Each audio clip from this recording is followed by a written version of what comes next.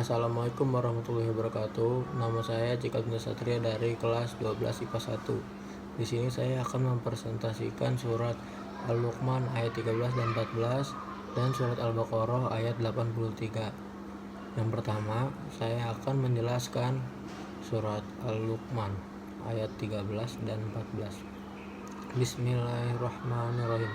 Wa isqala Luqmanu libnihi wa huwa ya iduhu ya bunayya la tusyrik billah inna syirka ladhulmun adim wa wasohinal isana biwalidayhi hamalatu ummuhu wahna ala wahnin wa fisaluhu fi amani anisyukri wali walidai ilayyal masyir. Artinya, dan ingatlah ketika Luqman berkata kepada anaknya di waktu ia memberi pelajaran kepadanya, hai anakku, janganlah kamu mempersekutukan Allah. Sesungguhnya mempersekutukan Allah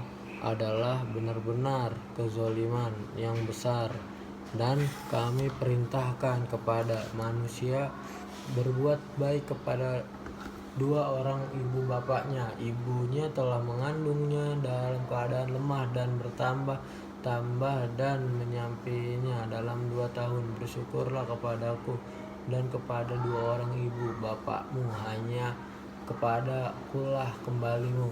Adapun isi kandungannya, yaitu orang tua harus mendidik anak-anaknya untuk bertauhid kepada Allah Subhanahu wa ta'ala.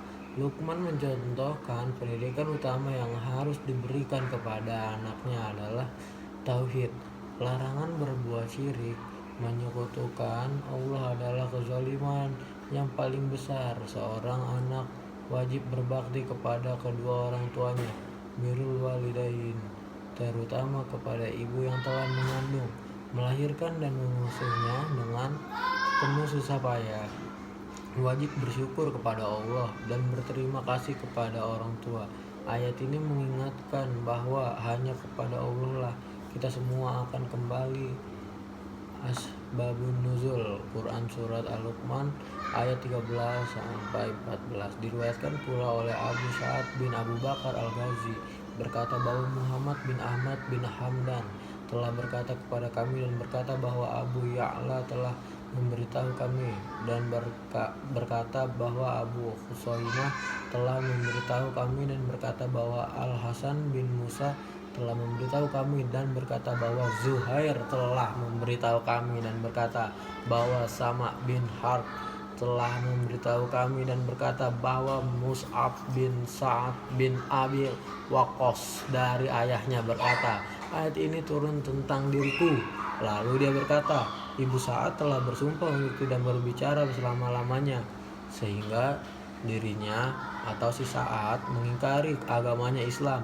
Dia tidak makan dan minum. Ibu berada dalam keadaan seperti itu selama 3 hari sehingga tampak kondisinya menurun. Lalu turunlah firman Allah SWT, dan kami perintahkan kepada manusia berbuat baik kepada dua orang ibu bapaknya. Hadis riwayat Muslim dari Abu Khusaimah.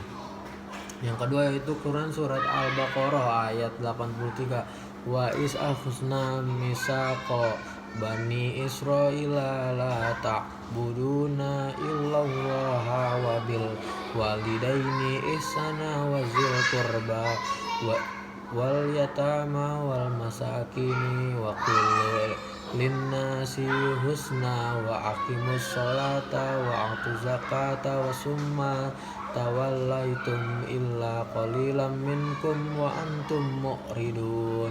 Artinya, dan ingatlah kepada kami mengambil janji dari Bani Israel, yaitu janganlah kamu menyembah selain Allah dan berbuat kebaikanlah kepada ibu bapak, kaum kerabat, anak-anak yatim dan orang-orang miskin, serta ucapkanlah kata-kata yang baik kepada manusia.